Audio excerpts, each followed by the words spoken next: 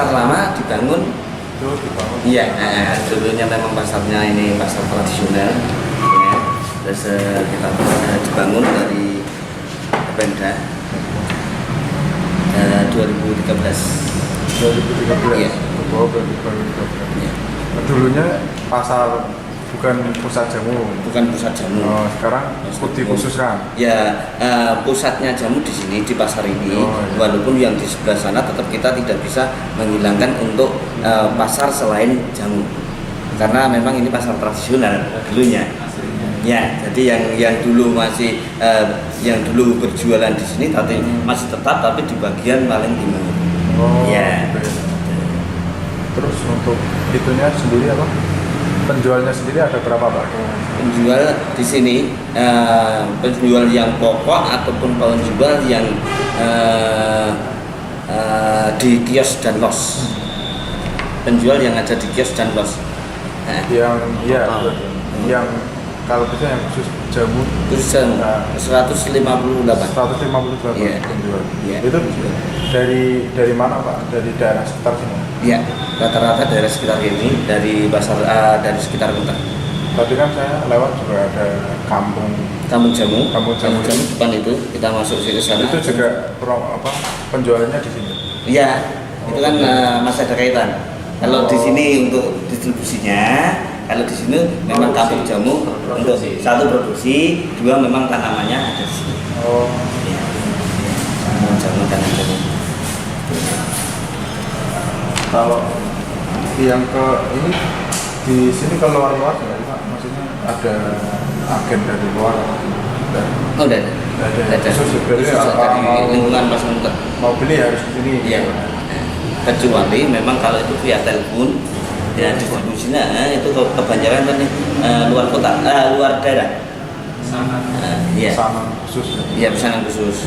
Nah, itu biasanya pun juga masuk ke di sini karena memang dari pedagang-pedagang jamu dan memproduksi jamu kan pasti memiliki kios di sini.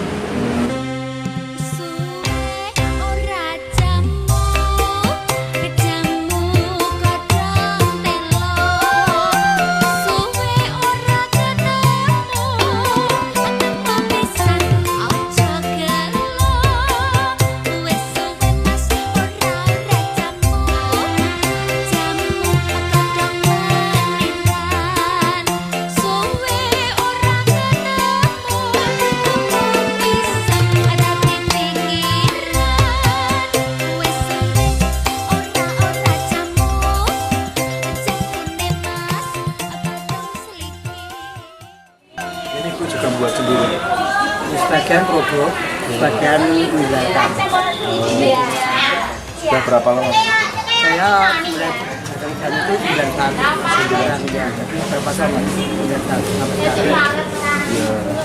Lama ya, Pak? Lama, ya. Jadi dari 91 itu di sini. Di sini. Di sini. Ya? Dulunya saya kan cuma shopping sama alatnya ini. Oh, iya. Ya, sejak tahun 91 itu saya menambah jamu. Ya. Ya, sebagian produk sendiri, sebagian menjualkan. Buatnya di mana? Di rumah aja. Di rumah Ya, baru pengrajin kecil. Cuma pengrajin di rumah. home Ya, industry ya, ya. gitu ya, Bu? Iya. Kalau sekarang kan Sukoharjo sendiri kan dikenalnya sekarang desa Iya, betul. Pasar jamu kan. iya. Ya, betul. Kalau Kemarin baru aja diresmikan. Ya, diresmikan. Puan itu ya. Puan ya. Yang tempat ini di Puan.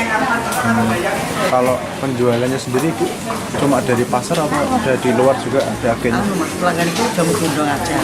Oh, jamu gendong? Ya. Lain pasar nggak ada.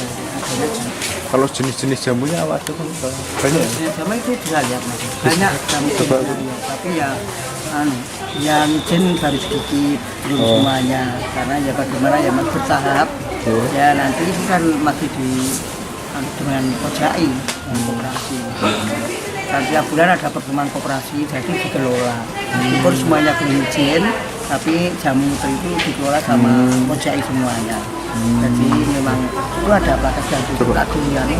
Boleh ditunjukkan? Boleh ya. Ya yang ini buat apa? Ya. nggih. Paket wangi, sepet wangi. Wangi. Produk saya sendiri, pengrajin saya sendiri. Produk itu kan besar mah, masih pengrajin ya. Gitu, Pak. Ada mereknya ya Bu ya? Ada mereknya ada. Itu punya Ibu sendiri ya? Ya, Satu kalong. kalau ini saya menjualkan. Ini menjualkan, ini punya satu kalong. Khasiatnya? Ini sepet wangi untuk perempuan. Untuk perempuan. Dua-duanya untuk perempuan Sama, semua. paket wangi. Paket wangi dan sepet wangi untuk perempuan semua. Biar rapat gitu. Ya. Dari Kesna ya Mbak, dari Kesna. Dari Wisno ini. Dari Jago juga ada Mas ya. Cuman kan saya masih kecil-kecil. Ya belum semua. Nanti kalau saya nggak menjualkan yang sudah punya izin kan cuma sedikit. Ya. Maka yang ini jadi pengrajin saya, tapi saya belum izin. Ini cuma sekian itu cuma 2.000 karena jamu gendong itu kalau ini kan menjangkau Mas. Ya kalau yang begitu mahal itu kan sulit jualnya. 2.000 itu satu pak itu. Satu pak ini 2.000. Ini. Oh. Ya. Ini itu pelanggan jamu gendong ya. Kalau pembuatannya sendiri itu ada itu enggak unsur kimianya enggak? Enggak ada. Nggak ada. Kalau yang Alami ini semua ya, ya? alami semua Mas. Enggak ada, tiap bulan dikelola sama Kojai. Ya. Banyak ini. Sekarang dari Kojai tiap bulan pertemuan tanggal 5. Tanggal 5. Alami semua itu. Alami semua Mas. Itu tanam-tanamannya nanam Iya, sendiri iya. juga. Enggak, kalau tanaman dikirim. Dikirim. Ya, Oh, ke ya sini. ada temuan, ada kunir, ada gajah itu dikirim. Kering, kering. Ini yang yang kering. sudah kering. Ini kan mulai yang sudah kering itu ya kiriman. Kunir yang sudah kering kiriman gitu. Gini. Ini sudah dikirim Tapi kata semuanya. Pak Lurah sama Pak Widadi Nugroho katanya di tanamannya sudah dari sekitar Ada. Di sini ada. Ya sedikit ada. sebagian. Dari kampung jamu itu ada tanamannya. Ya. Kalau setiap harinya produksi berapa sih? Kalau Ibu sendiri? Ya tidak Ini Tidak tentu ya? Iya, ini Oh, kan iya. masa kecil ya. Saya kecil ya. Iya ini masih sepi sih. sepi. Ini memang keadaan sepi Mas. Brebes. Tapi yang jamu gedong itu terus keliling. Jamu Kelilingnya merantau kemana? merantau ke Jakarta, Surabaya, Oh, itu. gitu ya. Sing gini. Jamu gendong. Sama sekarang ada yang naik sepeda juga gitu. Ya, sekarang dengan naik sepeda. Kemarin ya dapat bantuan dari bukuan sepeda berapa. Oh, dapat sepeda buat iya, jualan jamu itu. gendong itu ya. Lalu Kalau dulu memang Mas kayak aku nih, semua jamu masih produksi kecil-kecil ya, pengganti kecil-kecil tapi alami semua, nggak Alami ada ya, semua, nggak nggak ada yang kayak nggak ada Mas. harapannya Ibu ke depannya buat produksi jamu itu apa? Buat pemerintah itu sendiri, buat semua masyarakat Indonesia itu apa harapannya? Harapannya ya nanti Apalagi kalau- buat anak-anak muda zaman sekarang ya. Pada mungkin jamu apa gitu. Kan banyak seperti itu. Harapannya seperti apa? harapan kita ya jamu kita ini supaya bisa turun kepada anak cucu, ya dilanjutkan kepada anak cucu, begitu Mas ya. Terus ya masih punya pengharapan supaya izinnya bisa memenuhi, ya bisa memenuhi sama pemerintah kan harus ya jamu yang dihasilkan harus diizinkan ya, tapi bagaimana lagi uang kita masih produksi kecil ya. Mungkin nanti perlu bisa. bertahap, perlu waktu Perlu waktu. ya ada Bujati, ada Kabu Balon itu menjualkan itu kan ya sudah izin semua ya. Ya konsumen mencari jamu yang murah atau yang larang gitu. Iya. Nah, kalau jamu yang murah kan menjangkau, jamu gendong itu paling-paling 2.000 setengah ya. Sudah murah, Ya. sehat juga ya. Murah sehat juga, itu nggak ada efek apanya Mas. Nggak ada ya. Nggak ada Nggak efek obat apa. sih Iya, sebenarnya. iya.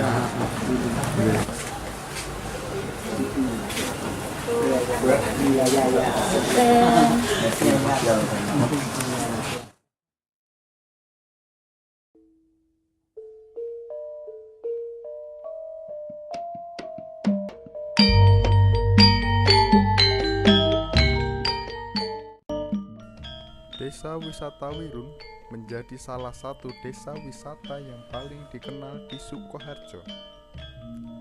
Desa yang berada di Kecamatan Mojolaban itu memiliki akses yang mudah untuk dituju dari kota Solo dan Karanganyar. Salah satu potensi terbesar di Desa Wirun adalah kerajinan gamelan. Suatu potensi yang sangat langka dan sulit untuk menguasainya. Kerajinan gamelan di Desa Wirun sudah berdiri sejak tahun 1956. Dirintis pertama kali oleh Reso Wiguno. Dorongan kebutuhan ekonomi menjadi latar belakang home industri tersebut. Pasalnya, Mojolaban bukanlah sebuah wilayah dengan hasil pertanian yang berlimpah. Pembuatan gamelan di Desa Wirun sudah cukup modern. Untuk memasak bahan lempengan dan memanaskan lempengan, para pengrajin menggunakan pemanas berbahan bakar. Sedangkan untuk proses pembentukan lempengan hingga menjadi gamelan sesuai dengan ukuran yang diinginkan masih menggunakan tenaga manusia yang dibantu dengan palu. Dalam satu hari, setiap kelompok pengrajin dapat menghasilkan satu buah gamelan besar atau yang disebut gong dan 2 gamelan kecil. Proses pembuatan gamelan dimulai dengan memasak bahan untuk membuat lempengan, yaitu dari timah dan tembaga. Kedua bahan tersebut dimasak di dalam wadah yang terbuat dari tanah liat, hingga meleleh dan menghasilkan campuran yang pas. Setelah itu, dituangkan ke dalam cetakan. Ukuran cetakan dan jumlah bahan yang dimasak tergantung pada ukuran gamelan yang akan dibuat. Setelah dingin, campuran tadi dikeluarkan dari cetakan, lalu jadilah plat. Plat inilah yang kemudian akan dipanaskan secara berulang-ulang, lalu ditempa hingga menghasilkan bentuk yang diinginkan. Proses penempaan plat hingga menghasilkan bentuk yang diinginkan sekitar kurang lebih 2 jam. Proses ini melibatkan sekitar 7-9 pekerja. Satu set gamelan berjumlah sekitar 26 item, dapat dibuat dalam 3-4 bulan. Mengenai harga, satu set gamelan lengkap bisa dihargai hingga sekitar 300 juta. Mahalnya harga jual gamelan, selain karena membutuhkan proses yang lama dan tingkat ketelitian yang tinggi, juga didasarkan pada harga bahan baku yang tinggi, serta banyaknya bahan baku yang dibutuhkan. Untuk membuat satu perangkat, seorang pengrajin harus menyediakan 1,3 ton tembaga dan 3 kuintal perunggu. Bapak saya itu, jadi kakek saya itu dulunya udah usaha gini, jadi bapak saya meneruskan tapi tidak melalui perusahaannya bapaknya, tapi berdiri sendiri. Dimulai dari tahun 84.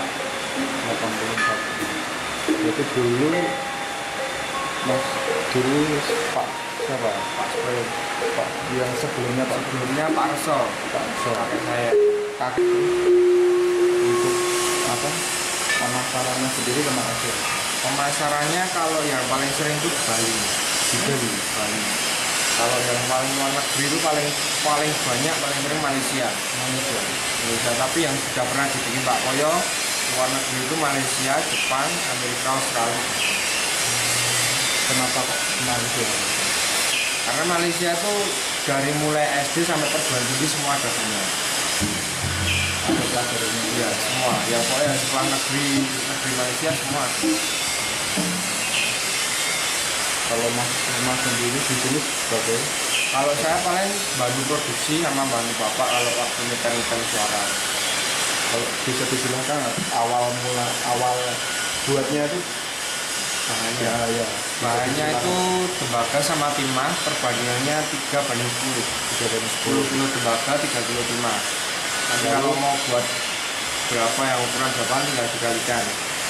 Setelah itu dilebur habis dilebur itu dicetak kayak bentuk lempengan bulat gitu aja.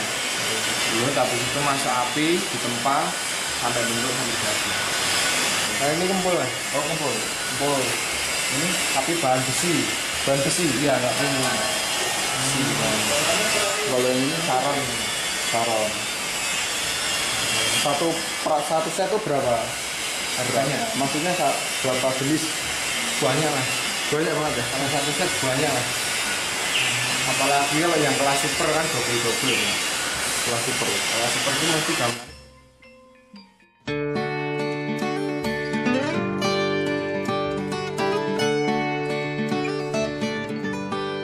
Apa ini bisa turun? Bisa. Kembangan deh.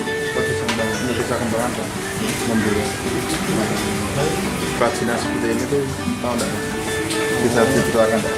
Nah, awalnya kan ya nggak tahu mas, kan saya dari bapak, saya terus dari bapak. Itu kan sudah lama. Turun temurun ya? Ya turun temurun. Ini kan yang buat mentahnya gini sendiri, terus ini kan finishing harus saya. Oh, finishing. Kalau yang dari awal itu di sini juga ada? Oh enggak, sini cuma finishing. Jadi sampai sini udah bentuk gitar gitu.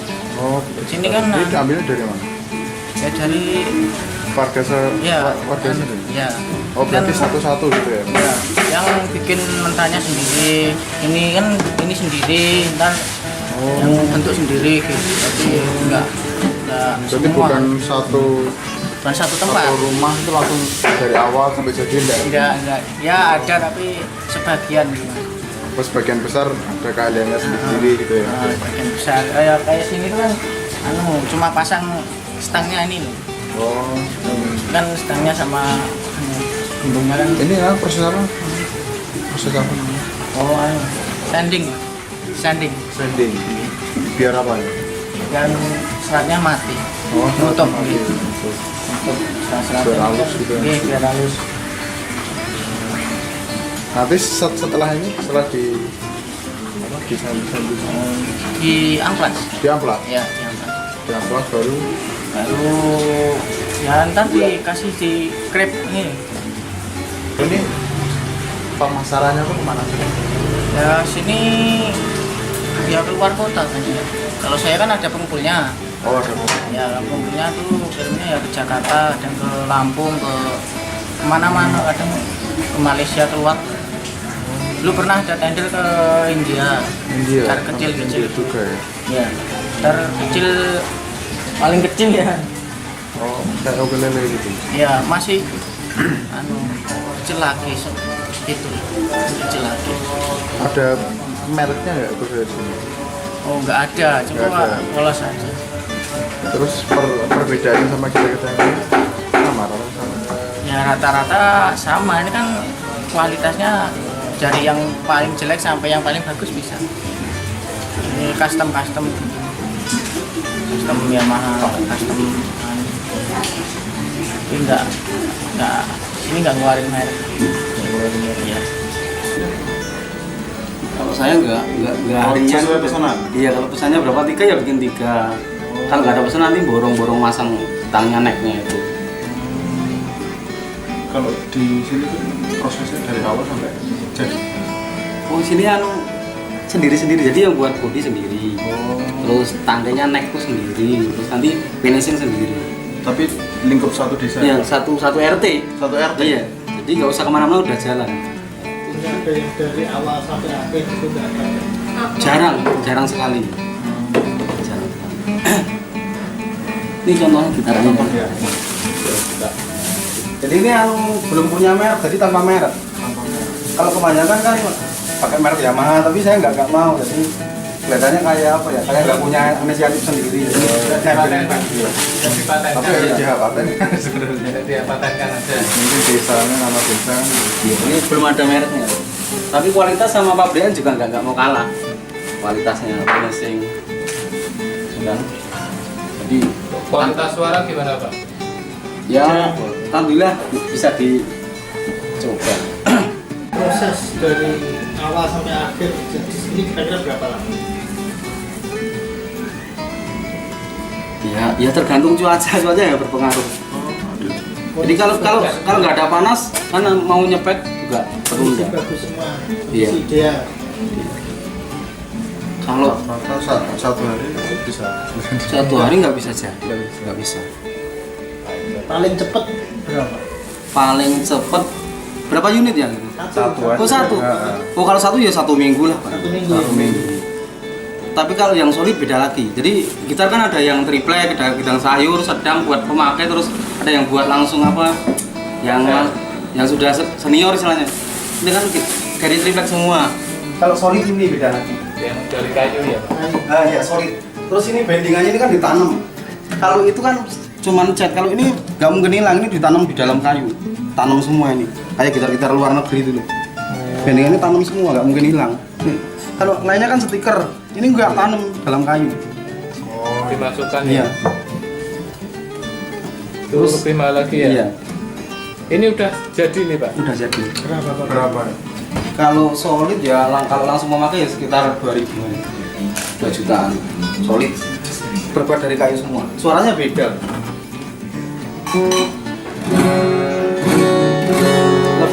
Lebih bersih, lebih nyaring, lebih kencang.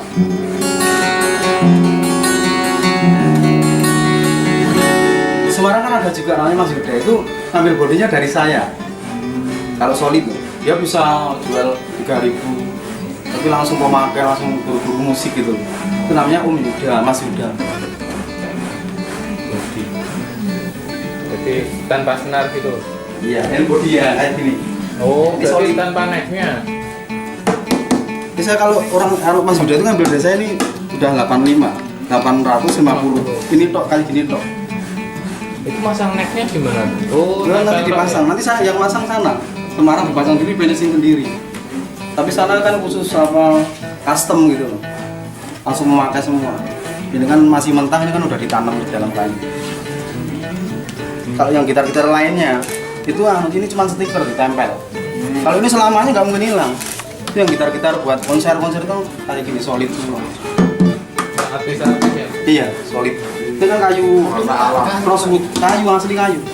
Bukan triplek, kayu semua. Tapi ditiriskan Dalamnya juga kayu. kayu semua. Oh, yang triplek itu triplek. Beda, coba aja. Di genjreng gitu nanti tak diputik. Beda. Iya, beda.